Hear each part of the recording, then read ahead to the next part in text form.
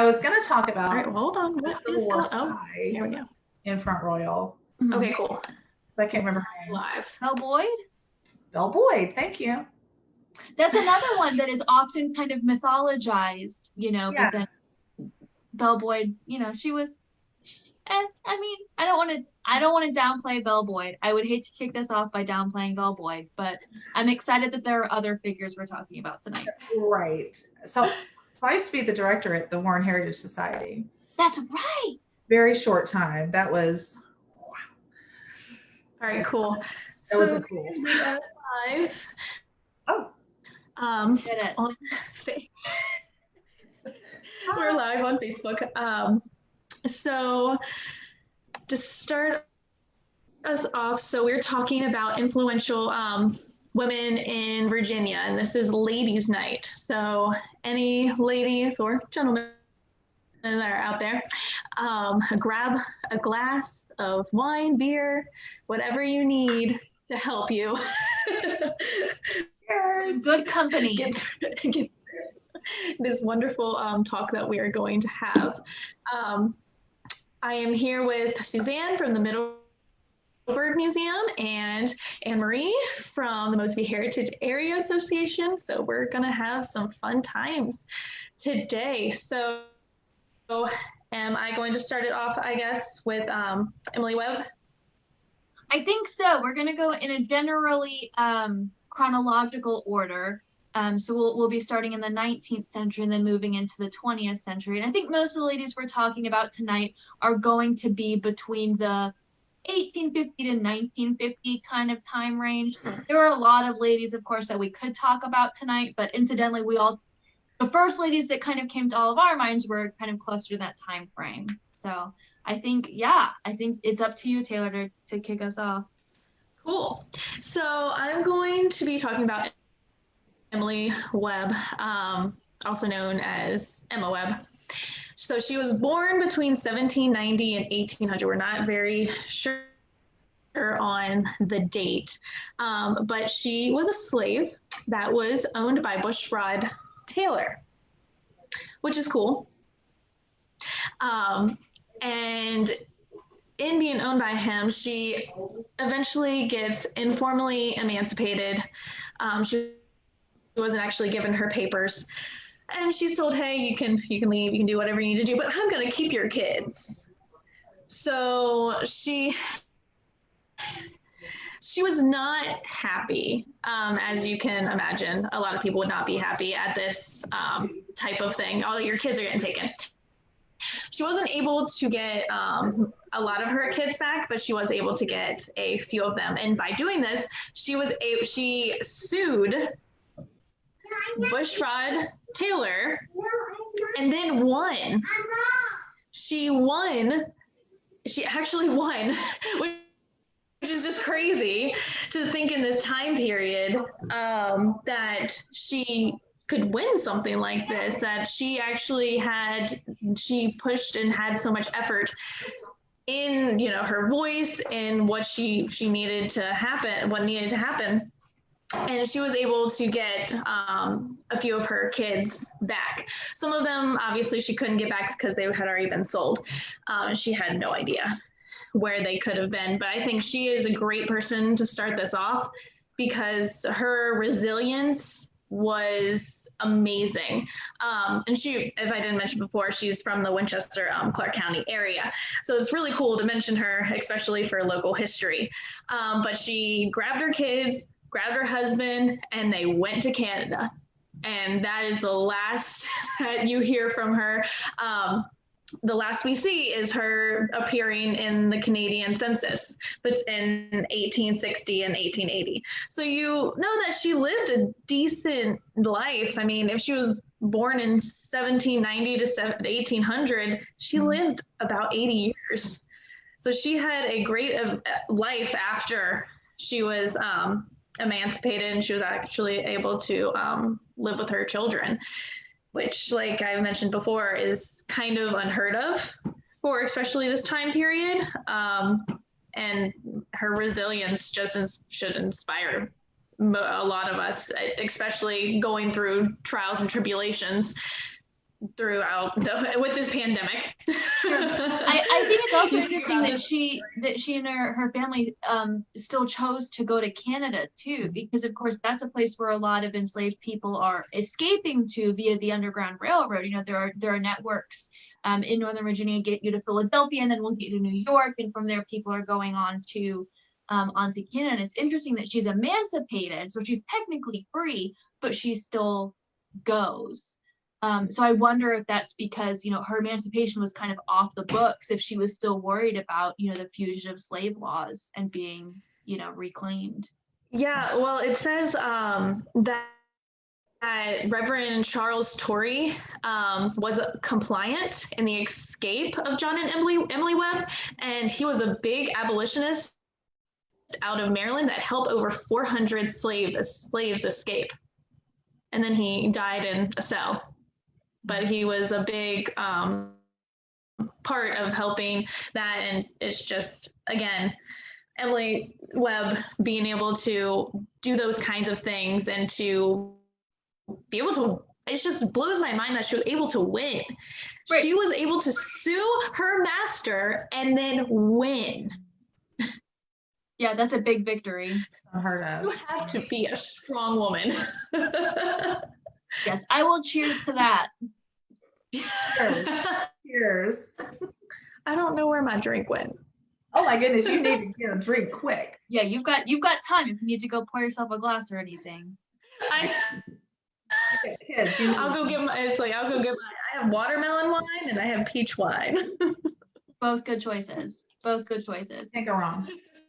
So from Miss Webb, we're gonna jump forward a little bit. And I'll make sure to pull up. I apologize to everyone watching. I am gonna have my phone so I can monitor comments. So I am going to be, you know, looking down at my phone every now and then. So, but we encourage you to comment, to ask us questions. We'll be sure to be watching as we go. I think it's working. But from here, we're going to fast forward just a little bit. The individual that I really wanted to talk about tonight is someone who I've been doing some tangential research about for different projects last couple weeks, and that is Charlotte Haxel Noland, who is a native of the Middleburg area. She was born at Burland, technically out of the Fauquier line, you know, just south of Middleburg there. And she was part of a very large family network, is connected to the Powells, the Haxels, the Nolands, the Tabbs, a lot of families that we know about in Southern Loudoun, Northern Fauquier areas. But the reason I want to talk about her is because like many women, and I think modern women like to think of themselves this way too, she was sassy, she didn't tolerate any nonsense, and she was kind of a nonconformist. You know, she was obviously born into a wealthy family. She obviously had a lot of opportunities, and she chose to march to the beat of her own drum, you know, in a way that, you know, many other people didn't, and maybe some people, you know, didn't know exactly what to make of Miss Charlotte during her lifetime. But from the very beginning, she was an unusual kind of feisty character, is maybe the best way that I can think to describe her. One of the earliest stories told about Charlotte, so the Nolans had many boys in their family. Charlotte and her sister Rosalie, I think, had 5 brothers, and they were all born pretty close together. It was a very rambunctious household. Charlotte was the 3rd born, and it wasn't until several years later that the other sister, Rosalie, was born. And Charlotte was about 4 or 5 years old. She was very excited to have a sister. And so when the time came, her parents said that they were going to buy a baby, meaning that they were going to go and have the baby at a hospital and then come back with the baby. But they told their small children they're going to buy a baby. They come back a while later, which is, that's how you do it. I think. I'm not a mom, but I think that's how it works. That's how you go and purchase a baby. Money is exchanged. So so they come back with this swaddled baby. And apparently, poor Rosalie was not an attractive infant. According to Charlotte, she was kind of this dark, wrinkly newborn baby not all newborns are beautiful. I mean, we have to admit it. So Rosalie was apparently not the most beautiful baby. And Charlotte just looks at her parents and says, couldn't you buy a better one? Was what she asked her parents, was something on those lines. So right from the get-go, Miss Charlotte is really a hoot. And this continues on through her childhood too. So when she's 13, as a preteen, her mother, whose name is also Rosalie, takes the family into Washington, D.C. so that the children can be schooled in a more urban environment, have more resources, etc. And for for going on weeks, Charlotte keeps showing up at school late, and no one knows why. And when the school mistress, asks Charlotte, like, why are you truant on so many days? Charlotte kind of brushes it off, and then she says that it's because her brothers keep having molasses with breakfast, and she has to clean the dishes after, and she can't get the molasses off, and it makes her late for school.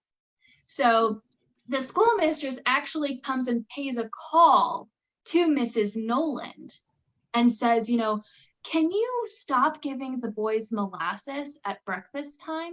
And Mrs. Noland has no idea what this lady is talking about. It turns out breakfast had nothing to do with it, and Charlotte had been skipping school to go to the local zoo, where she was helping a zookeeper train and feed a raccoon. Wow. So she had come up with this little plot about it's her brother's fault that they're eating molasses, and really she's just skipping school to go hang out with a raccoon and a zookeeper, which is pretty amazing.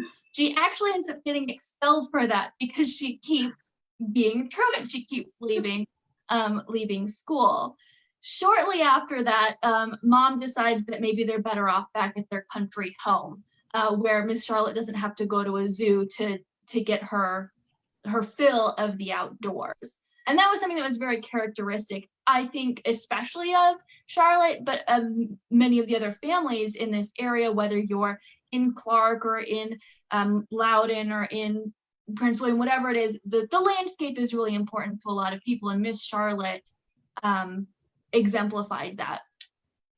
She did, as a member of polite society, she was presented, she had a debut in Richmond as a young woman, and she was apparently a success. She had many dances, right? Many dates on her, dance card, etc. But afterwards, she said of it was a lot of fun, but a waste of time. So, so she enjoyed society, but she didn't necessarily see herself as being that kind of Southern belle, And then after that, she ends up still taking a lot of classes, still going to school. She ends up being perfectly educated. I want to be clear about that. But she's one of the early proponents of physical education.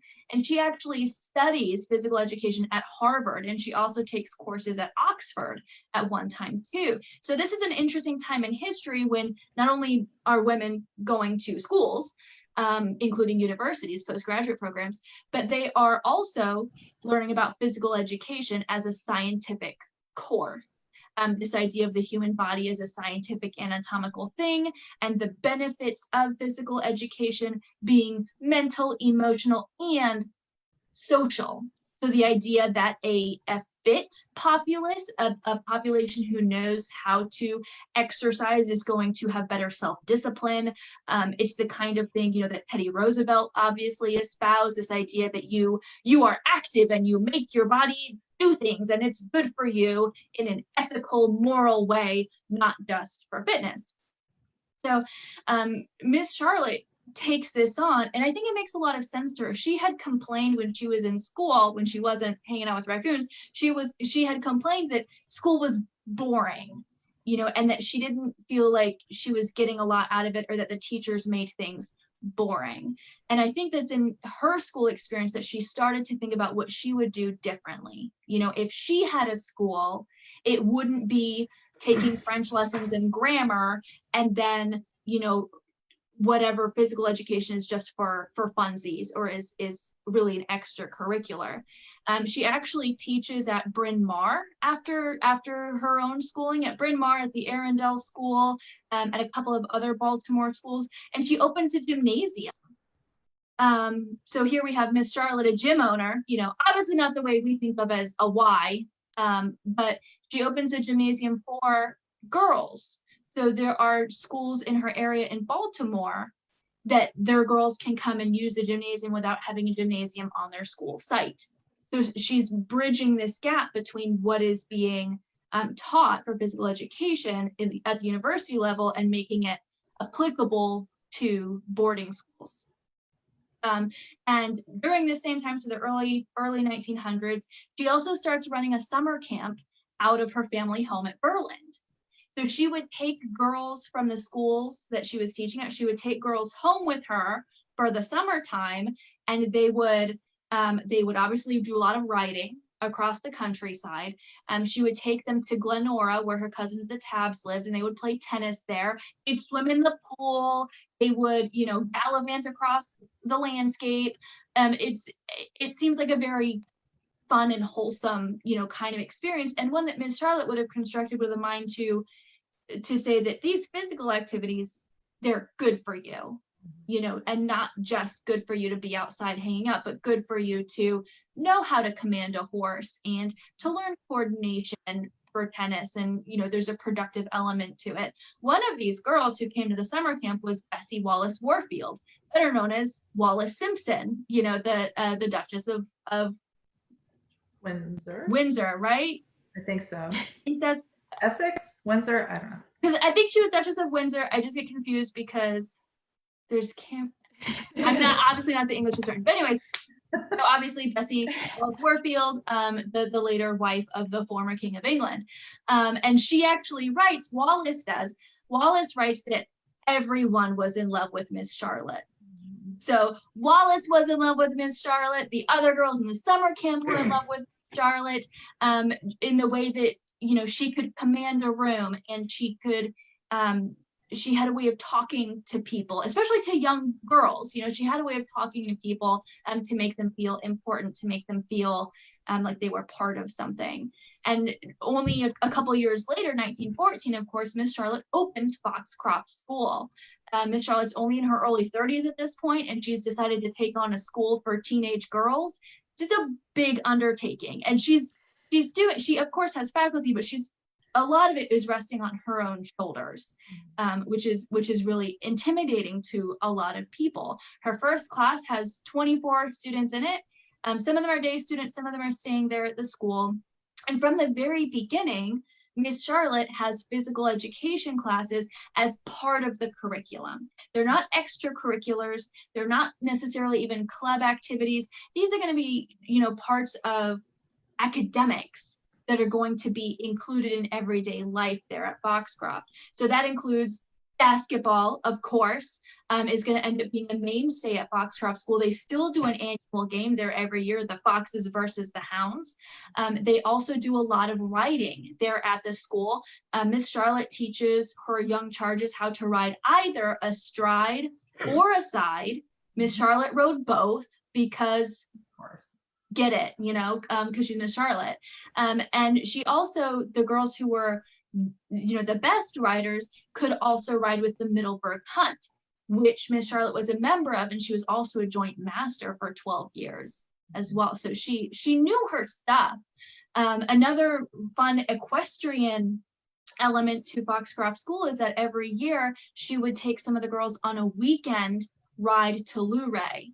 That's 100-mile round trip, and she would take teenage girls down there, and we're talking again early 20th century, unpaved roads, no electricity, and it was like a kind of rough and ride camping trip kind of a thing. They would ride down, and they'd stay the night, and then they would ride back. And that, again, I've already mentioned Teddy Roosevelt before, but that reminds me of TR again, because he made a famous ride one day from DC to Warrenton and then back. And so again, I think of this Green Hotel where Wallis Simpson stayed. It's all connected. It's like a conspiracy theory. It's all there. You're exactly right, Suzanne. and so I see kind of those parallels between them again, this idea that, you know, it's right, it's proper, it's a little rough, you know, it's gritty, and that's the kind of lifestyle that Miss Noland espoused. She was also one of the first, she was a founding member of the Loudon Fauquier Garden Club, which in the early years, it was founded in 1915. In the early years, it helped with roadside preservation and beautification, but very quickly was also helping with the World War I war effort, right? So Miss Charlotte, of course, joins the Land Army. And not only that, she and her sister, who was a major in the Land Army, they got over 600 women from the area to sign up with the Women's Land Army to help perform a lot of the rural duties that couldn't be done with the men, you know, going overseas. So they were collecting food, they were raising money for the Red Cross, and they were really giving it their all. This is on top of then, so 1915, her second year running a girls' school, she's doing this. So kind of an unstoppable person, I would like to think. I got to step up my game. I know, I'm just really excited. I'm just really excited. So I cleaned the oven last week and I'm super happy about it. I know, right? Like I was talking to I brushed my hair today. I know. I have not started a girls' school or gotten 600 people to help the Red Cross, but I'm doing my best here. So Miss Charlotte was the headmaster of Foxcroft School from 1914 to I think 1955 or so, and by then, during all that time, she had established so many great and healthy traditions, not just at Foxcroft, but I think in the greater area as well. She was known pretty far over. And I guess I should mention too, you know, the Foxcroft motto even is a healthy mind and a healthy body, but in Latin.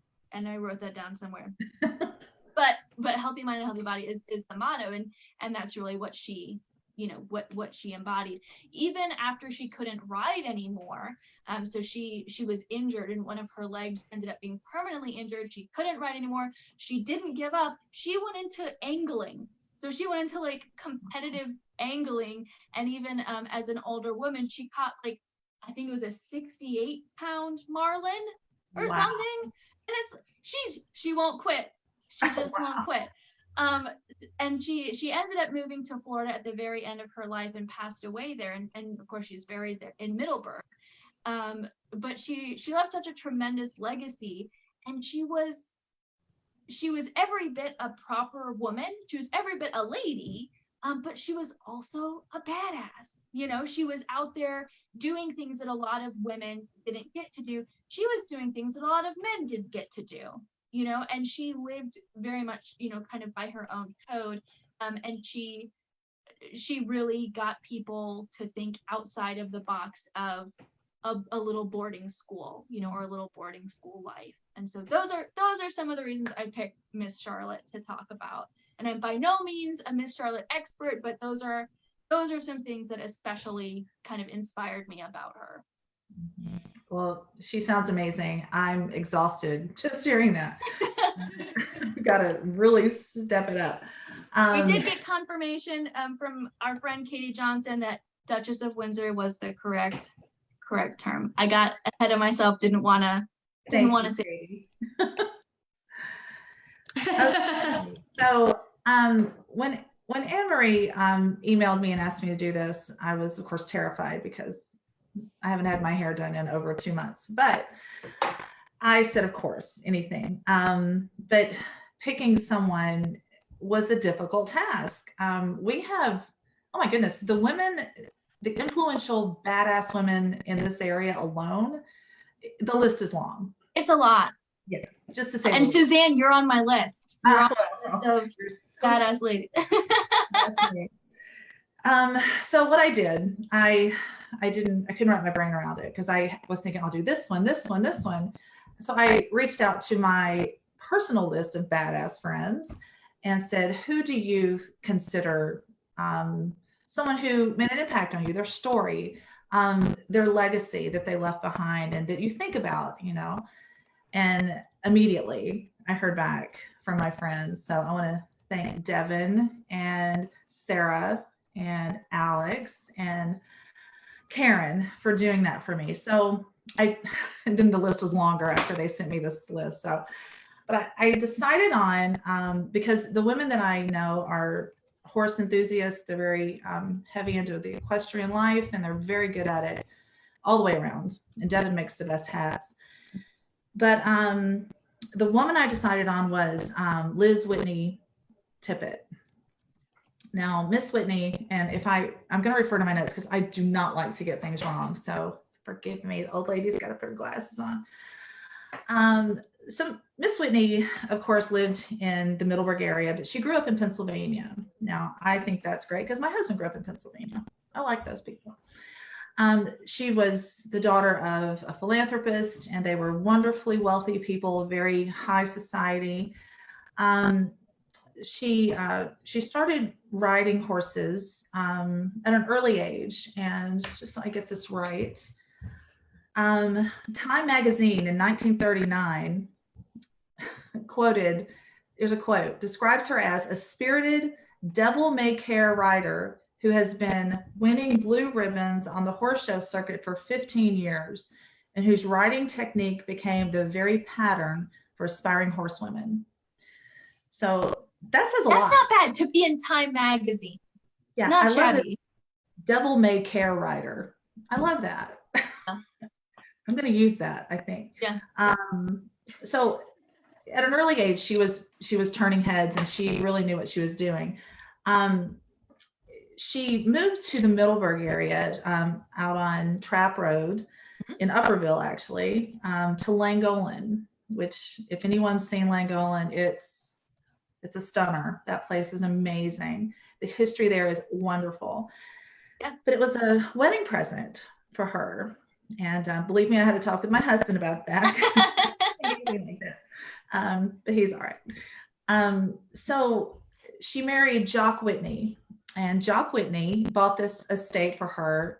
The estate was built in 1770, but they bought it in 1930 as a wedding gift. They were married in 1931, and they were only married for 10 years. He was popular.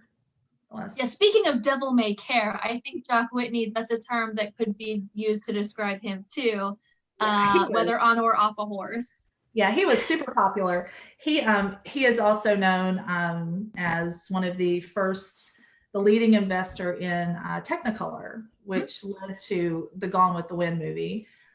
He was very connected with Hollywood, which made him popular. We're just going to say that.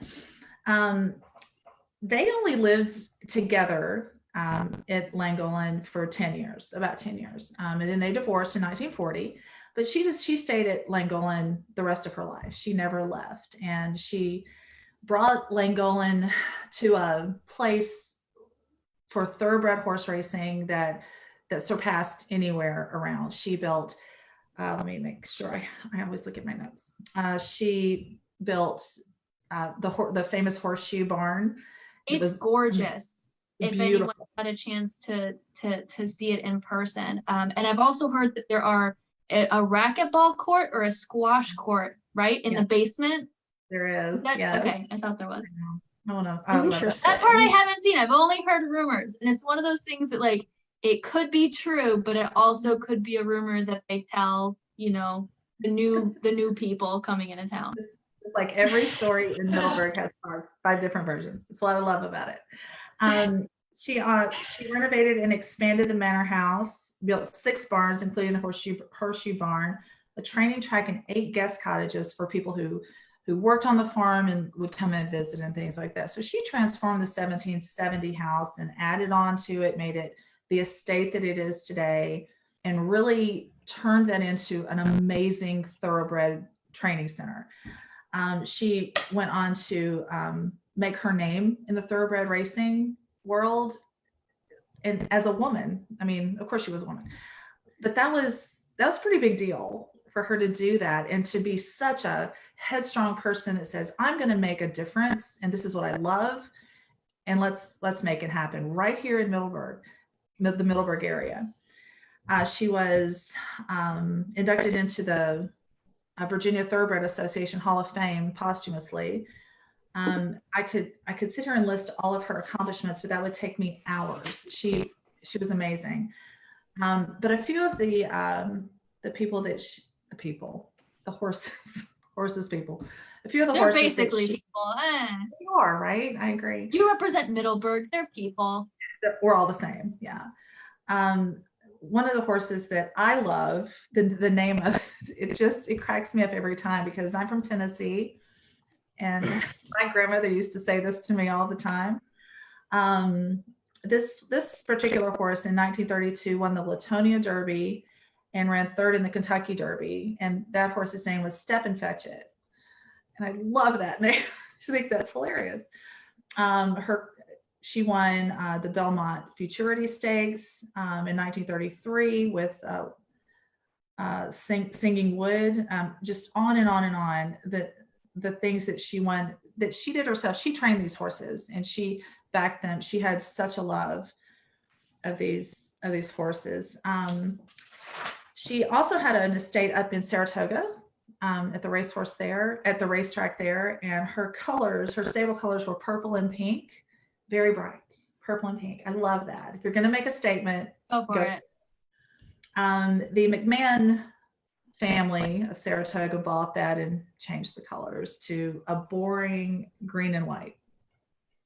Still pretty, I guess. They couldn't pull it off. Maybe that's what it was, because they were like You gotta have the intimidated. personality behind it, right? Yeah. So after she divorced Mr. Whitney, she went on to marry 2 or 3 more times. Very wonderful people. She remained in the house. Her last husband was, of course, Mr. Tippett, and she stayed in the house after that, and she died in 1988.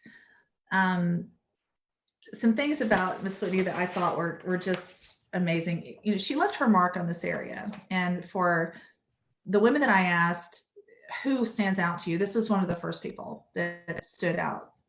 And because she, you know, Middleburg, believe it or not, has not always been a horse enthusiast mecca, but she had a big part in bringing that here and making a difference here with the thoroughbred racing. I believe it's making a comeback. I believe there's some of the farms in and around Middleburg that are trying to make a comeback with the thoroughbred racing, and I really hope that happens. That'll be so much fun.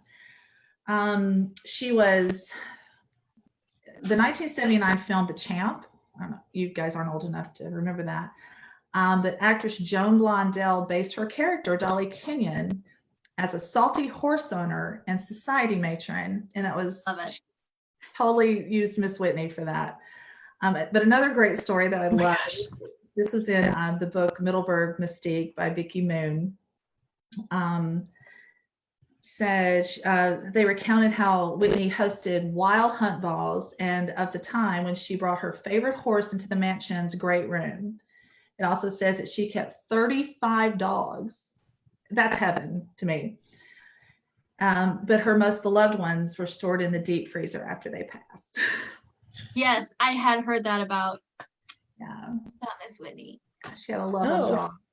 So she was an amazing woman, really changed the face of thoroughbred racing in our area, and continues to be an inspiration to so many of the equestrian sports around here. And I have pictures of her back in my office at the Pink Box, and I didn't get over to get them today, but the pictures of her are just stunning. She has a presence even in the still black and white photos. Yeah, and she wasn't a large woman either. You know, she has the right frame for, you know, early 20th century, being someone who's fashionable, but she's holding the reins of her horse, and she's got. I remember one where she's at a races. She's in a big overcoat with a cloche hat going on and everything. She was. That's great. Inside and out. I don't think she needed the men in her life for her to make it on her own. She did it herself, and I admire that immensely. And we do. We have so many people like her in our area even now. Sheila Johnson comes to mind, Jackie Mars, people like this who've made a difference with what they've brought to our area. And I was going to talk about Miss Sheila, but I'll do that another time. There's so much to say about her. She's an amazing woman too, and I really admire her. So we'll do that for the next one. Yeah, it would be fun to do another one with some contemporary figures, I think. One of the things that I find most fascinating about Miss Whitney Tippett is, so she and Jack, when they're there in Llangollen, while they're still married, for 2 or 3 years, they actually start their own race meet on their property, right? They have the Llangollen race. And so it's actually a race over timber. So you have these wooden jumps that they're doing, but they make it super difficult. So they're actually trying to compete with Aintree in England with these like 6-foot wide jumps with hedgerows, with brushes and everything. It's supposed to be, for the couple of years that it was run in like 31, 32, it was supposed to be the hardest or the second hardest race in America at the time. Like it was a big deal. And Liz was, I believe she was the one really pushing it. Of course, Jock was there. Jock was a horseman as well, but Liz was there every step of the way, designing the course and figuring out how to have the race meet, there at Llangollen. So like you're exactly right when you're talking about her making a big impact on the, equestrian community. Is it literally changed the landscape. Absolutely. For those years here in Middleburg. And Llangollen is still, and since Miss Whitney, it has remained an equine kind of focal point in the community too, because you have VIP Polo that's based out of Llangollen today, and is still, part of the community. Hopefully will remain so, Yes, hopefully so. I think it will. I believe in it. How could you not? It's a horseshoe barn with the squash court underneath it. I know. I also heard a rumor, and this may just be a rumor, so I'm not going to try and put you on the spot, Suzanne, about this, but I heard that Fred Astaire once danced at a table. He did. At a party at Llangollen as part of this, Hollywood set that they were members of. Of course, they had a lot of visitors, and I heard a rumor that Fred Astaire would visit. He had a cousin, I think, who lived generally in the area too, but he was visiting, and I'm sure things got out of hand. And if you have Fred Astaire at a dinner party, you ask me. Yeah, of course. Yes. Yeah, that is actually true. I just read that. I don't have it in front of me, but yes, that's true. A lot of people met, Clark Gable and his wife met there. Mrs. Gable. Mrs. Gable. We'll go with it. She was an actress too. Clark Gable and his wife met there. Of course, that was when they were doing the whole Gone with the Wind thing. And of course, because they lived in Middleburg at Llangollen, that was why there was the premiere of Gone with the Wind here in Middleburg at the theater. Yes, and wasn't Liz one of the founders of the Middleburg Hollywood Theater? Am I remembering that correctly? She was, I believe. She was involved. I remember because you actually spoke about the Hollywood Theater at a program we did before. I'm not this good at remembering stuff. It's just that Suzanne had talked about it, so I remembered. Oh, the things I talk about. Yes, but you're right. She did. She was very influential. She loved the film theater life and wanted to be a part of it, so that helped. Of course, she was supporting her husband, who was very involved in it. It put a lot of money into it. He was the reason Technicolor happened. Right. That's the reason we're all in color tonight. That's why this Zoom call is brought to you by Technicolor. By Technicolor. That's bringing it around. I like it. Oh yeah. So she was wonderful, and thank you to all my wonderful friends who helped me with this tonight. We've had. Oh, yes, good. So we did have someone ask who Taylor was talking about at the beginning, but we did have Clark CCHA answer. That was Emily Webb that we talked about. So some of the ladies we've talked about have been, they've all kind of been rule breakers in their own way. And I guess but I'm actually engaged right now, and if my intended would like to purchase a house for me as a wedding gift, that would be okay.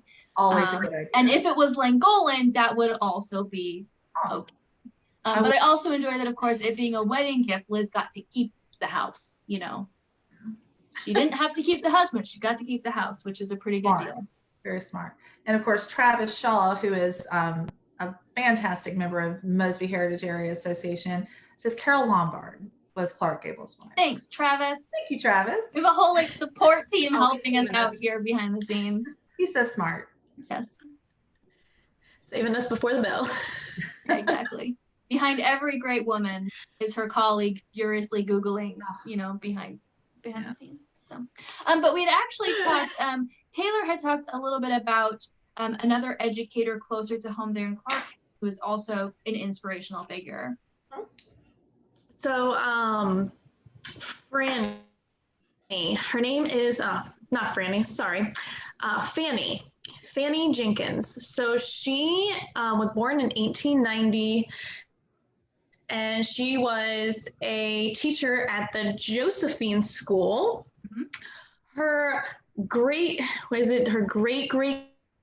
grandfather was one of the original plot owners in the Josephine City Historic District. So, and it's kind of rumored, we can't find information, that he was owned by the McCormick family, and then it goes down. The McCormick family is a very prominent family in Clark. But she was able to teach at the Josephine City School. There is no records, except for one, that says that she finished grade school. Interesting. So we only have we have one record that tells us that she finished 5th grade, and the other record that tells us that she had no schooling at all. So, but she did teach. So how she got her education and how she was able to teach, we don't know, but it's pretty cool that somebody came from a family that doesn't have a lot of wealth, and was able to teach all of these kids in a county that hadn't even integrated yet. I mean, she was doing this before the 1960s. Yes. She was born in 1890. So she had already pushed past the narrative that had already been given. Right, she was already breaking some barriers by getting an education herself, and then to bring that education to other people in her community was a big deal, and I think so it's crazy. Yeah, I think there may be people listening in who aren't familiar with Josephine City, but it's a little hamlet, maybe a mile from Berryville proper, that became a Black community. And they had their own churches, they had their own school, and it was something the community had to found within themselves. And it's fascinating because this little pocket is still intact, and you can visit it, in Clark County, and you can see where people like Miss Jenkins worked in the 1-room, then 2-room schoolhouse. Right? It was started as 1 room, and then Yep. 2-room. Yep. And then eventually, of course, they had a high school on site when integration happened. It's fascinating that you bring this up, because Travis and I and Jen, our president, we've been working on a series about integration in the heritage area. And one thing that I hadn't realized is that there weren't any accredited high schools for Black students before 1940. Wow. I think is when the first one was, at least in the heritage area. There was an accredited high school in Prince William County, so I should take part of that back. But that meant that for a lot of areas, if you were a Black student and you wanted to get something beyond, a primary or middle school education, you would have to find a way to leave your county in order to attend classes. And so that's the kind of thing that Annie was up against, right, when she herself was a student, and then when she's trying to get resources made available to her kids there at Josephine City. It's really bananas. We complain right now. I know I had 2 high school students who are learning from home, and they complain and complain, but they have no idea that what those who came before them actually had to go through. Kids these days. When I was your age. Yeah, I mean, there's really no, like her husband, like there's everything's unknown about them. There's so many questions. I mean, we think about like, okay, what did she teach? How was she a valued member of the community? I mean, I would assume that she was. Where did she move after, it talks about her leaving. Oh, wow. And we're like, where did she go? Yeah. There's no record. And this also brings up a good point of how everybody needs to keep records of everything. Yes, definitely. Not having records, we could know so much more about her and know the trials and tribulations that she went through if we had more information. If Virginia is not the best state with like record keeping. There's not a lot of African American records that are solid, especially in the county of Clark. Right, or they're not consolidated, Yes. in different ways, in ways that some other records are. Yeah, so it's really hard to find like different things, but she seems like an amazing person. She seems like she definitely broke that barrier and said, I'm going to teach, no matter if I had schooling or not. I'm going to teach myself, or I'm going to get my father to teach me, or the girl down the street, or whoever. Yeah, education is a resource, right? You find someone who has it, or you find a way to share what you have, with others. I think that's a big takeaway. And it also drives home the point of like how important education was, to all communities. Obviously education is a huge way to lift people up, whether it's out of poverty or out of a racially segregated community, whatever the situation is. But education becomes key to that, in a big way.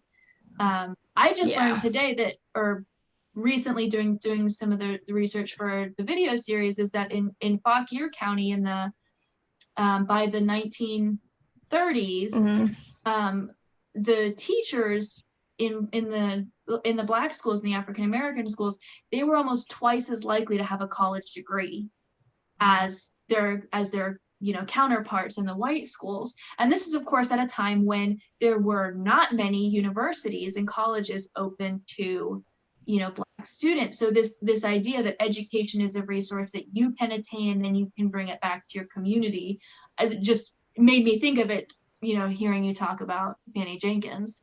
And maybe someone listening knows something about Fanny Jenkins and where she ended up and can share it with us. Hint, hint, internet people, help us out. She was the oldest of 3 girls. Oh. Well, that's what it is. She's a big sister. She knows what it's like to take care of people. She needs help. I guarantee, since she was the oldest, that when she learned all of these things, I'm wondering if her siblings learned from her. Oh. Like, I'm curious, like, if she was the teacher, the sole, if they didn't, couldn't afford or couldn't, if schooling wasn't that accessible. Or even, I have both an older sister and a younger sister, and I can say that my older sister definitely taught me things, and I definitely taught my little sister things, my sister taught me how to tie my shoes, kind of a thing. And I think it's something that, in addition to your community being outside of your family, but your family becomes your community and vice versa, I do wonder if there's something there. Yeah. It's interesting. Yeah. Like I said, all these hidden records, and with her, she was born in 1890. And then you have the Quaker woman that I found, and that was in a Quaker community, in Clark County, which is crazy, in 1890. And her name was Mary Elizabeth Pigeon. And she was a field organizer for the National American Women's Suffrage Association. And then late in 1918, the association sent her to Virginia to gather tens of thousands of signatures in support of a woman suffrage amendments to the Constitution of the United States. Yeah, we So could, it's we like, could do quite a bit on like also kind of badass Quakers Ooh, yes. of our areas too, right? Because obviously Mary Elizabeth, then you also have Rebecca Wright. You've got the Dutton sisters here in Loudoun County, Quakers who published an illegal pro-union newspaper during the Civil War. Yeah, a lot of cool Quakers here. So she got thousands of signatures for suffrage? Yeah, it says she gathered tens of thousands of signatures in support of a women's suffrage amendment. And then she traveled and enrolled supporters until 1920. And then she became a director of a project headquartered at UVA to create citizenship schools and directed them until 1926. Wow. Then she earned a master's degree in political science in 1924. And then in 1928, joined the Women's Bureau of the Department of Labor. Then she directed her own influential research division and wrote about 30 of almost 200 reports on women in various workplace settings in the Bureau. And then she retired in 1956. You know, that's another person that makes me feel tired now, right? Exhausted. Yeah. See, that's a lot of accomplishments. Also, though, you know, the Quakers were also very pro-education. You know, while we're talking about it, actually one of the first technically integrated schools was actually a Quaker school that just, they were educating everybody who was there regardless of, you know, the color of their skin or where they came from. This idea that, you know, it doesn't matter, our goal is to, you know, help each other and learn things. So that's pretty cool. Pigeon is her last name, you said? Yeah, Pigeon.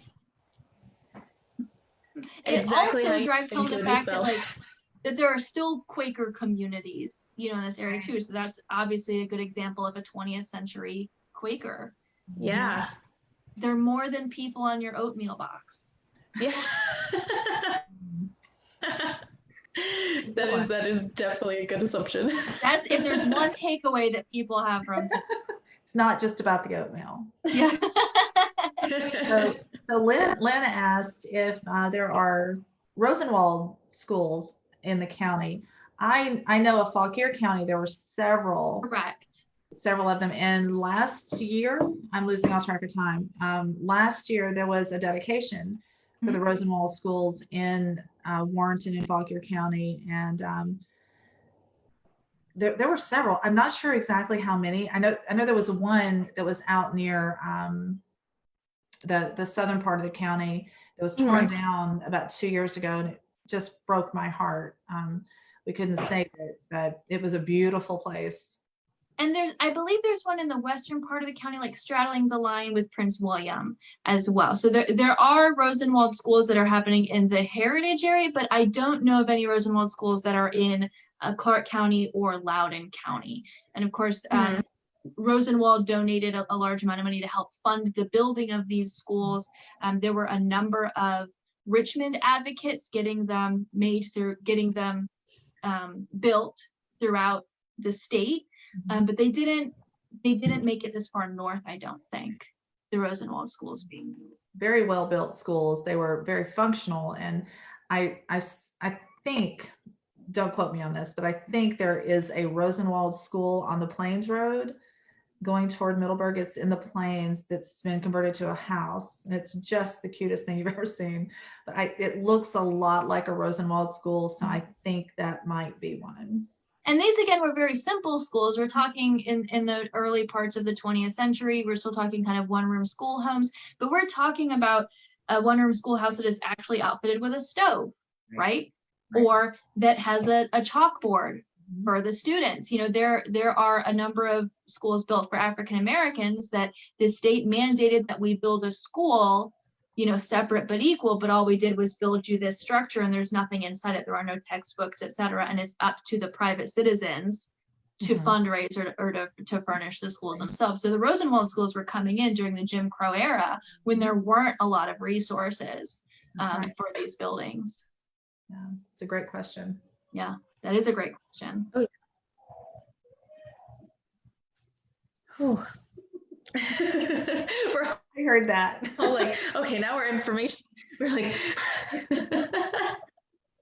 all the Suzanne, information. you had mentioned a couple of contemporary women that you think are figures from this area that people will be talking about, For you know, years to come. easily be talking about in the future, and people are talking about now. Absolutely. Taylor, Absolutely. do you have any favorites of contemporary local or local-ish figures? Did you say me or Taylor? To Taylor. Taylor, sorry.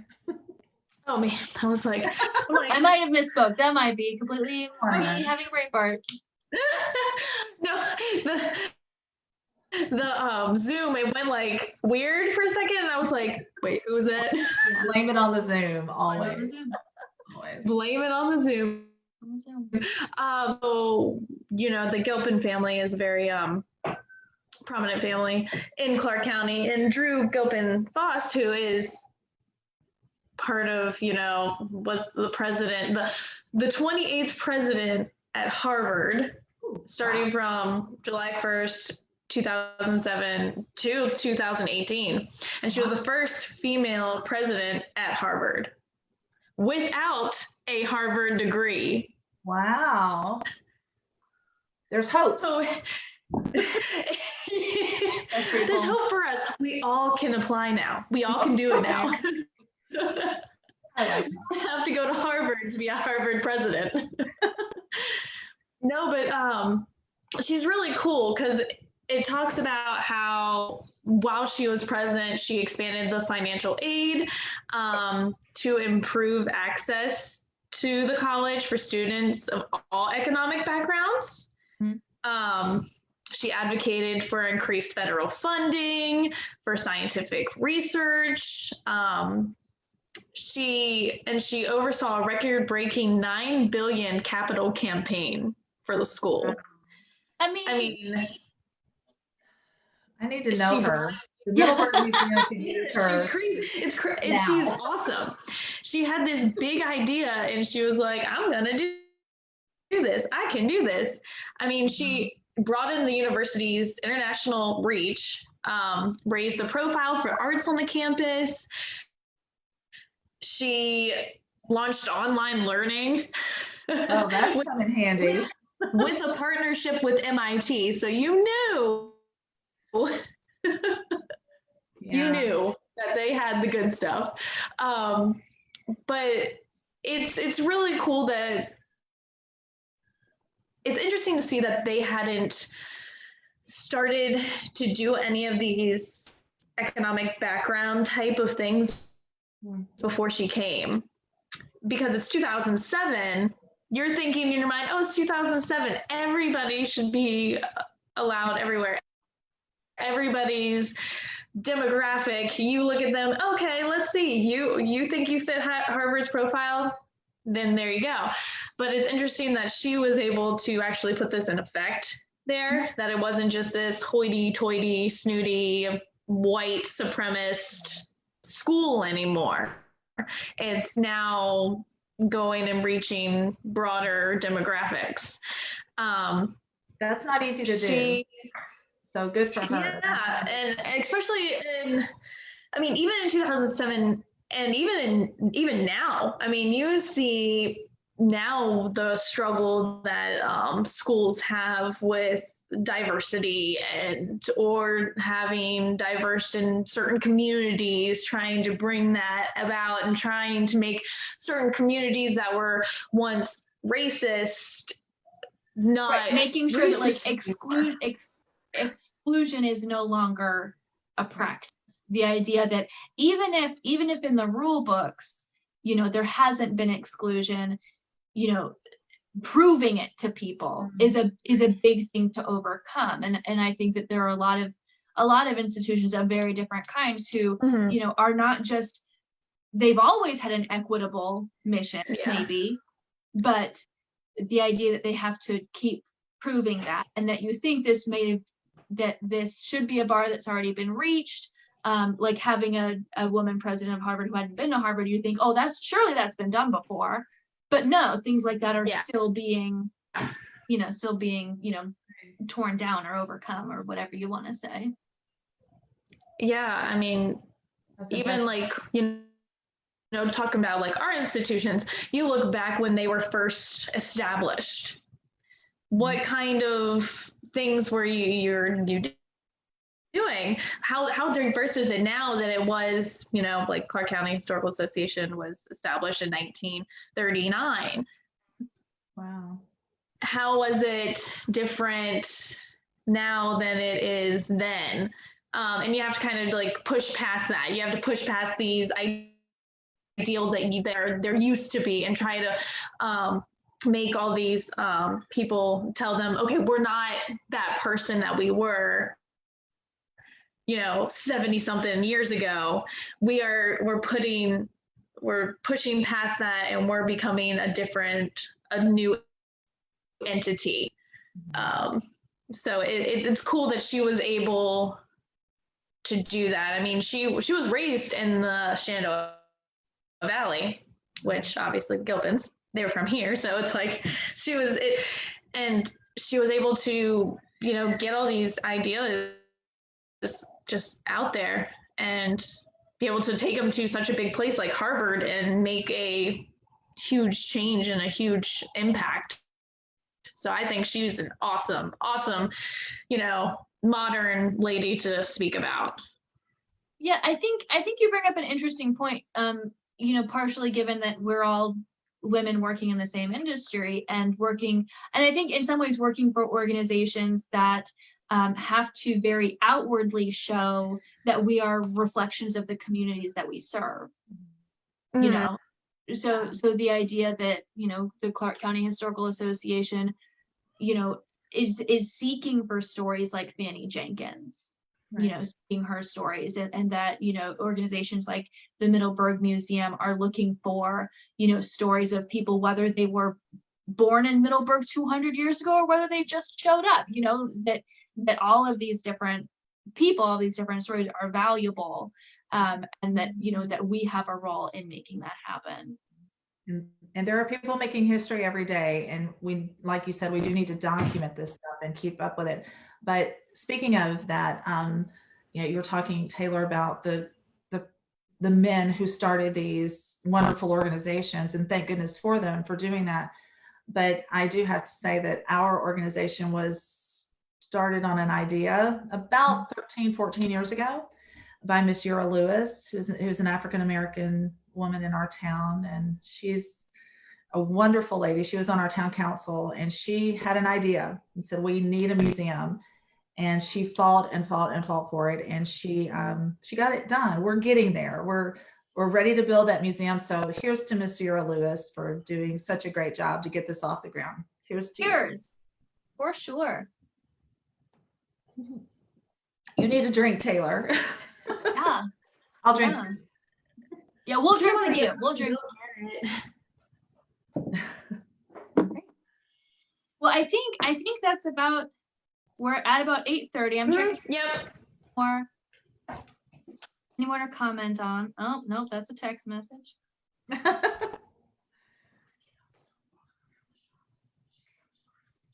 We had some comments of suggested reading if you're interested in some books. Does anyone have any favorite titles about women in our area? I know we have a couple of Civil War diaries from women who lived in the Heritage area. Mm-hmm. My Heart is Rebellious is one. That's a great one that we might recommend if you're looking for that. I don't have the title of the book, but Miss Charlotte Noland does have a biography written about her, and you can get a copy either at the Bulge. I think the National Sporting Library has one, Foxcroft School has one, if you want to learn more about her. Right. Well, this has been fun. We should do this more often. Yeah, whether like live on public or not, this was a lot of fun. Yeah.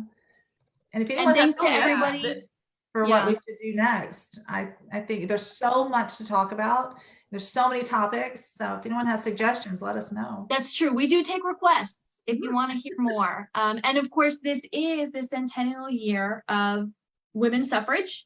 Right. So it's a very appropriate year to talk about women that we admire. We could even do a whole other thing on of later 20th century individuals. Right, yeah. Bunny Mellon comes to mind as someone that who I was going to pick as a contemporary before I remember that she passed away.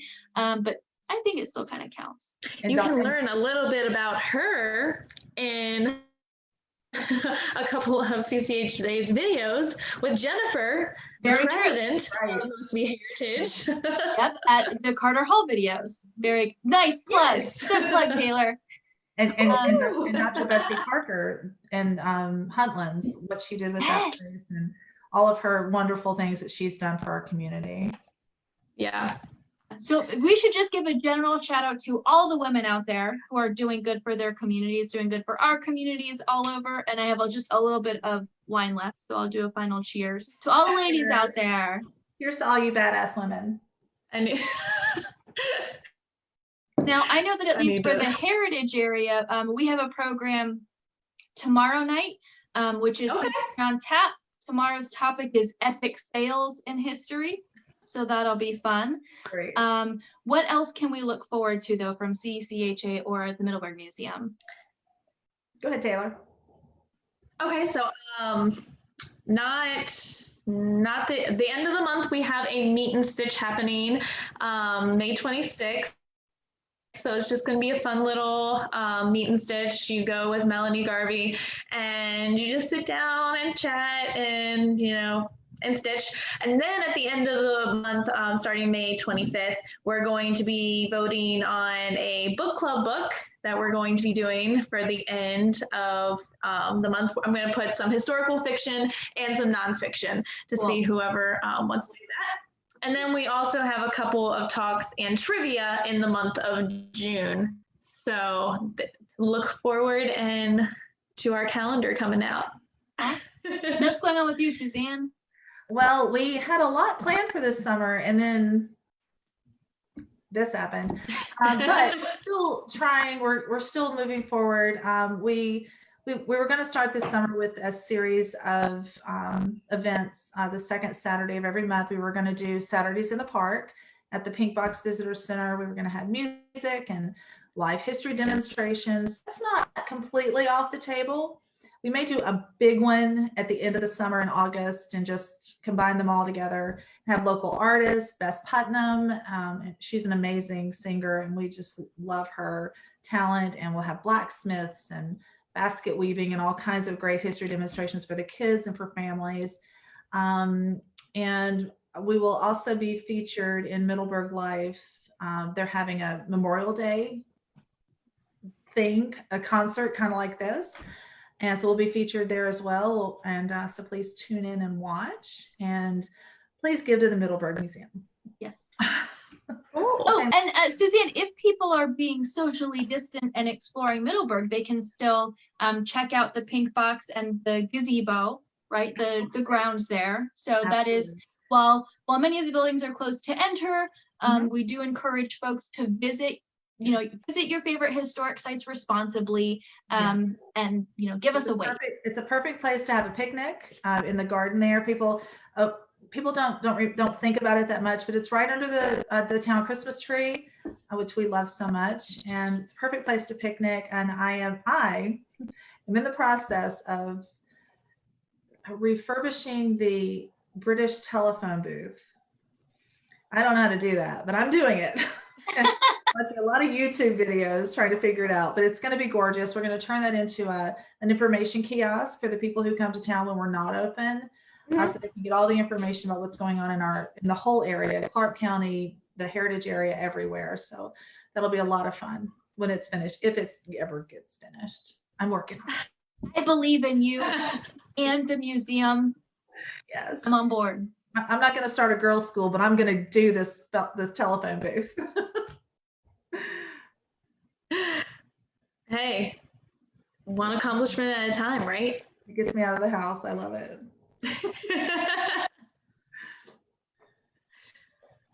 All right. Well, I also wanted to mention, thank you everyone for tuning in today. And if you want to see more programs like this and want to support our locations, our donate logins and our URLs are right below this video. So go ahead, and if anything makes a difference for any of us, I mean, you could donate $1 and we'd be ecstatic. So it just keeps us being able to do what we need to do and getting the word out and else. So I really appreciate Anne-Marie and Suzanne joining us today, and we hope to do more programs like this in the future. Absolutely. So thank you guys.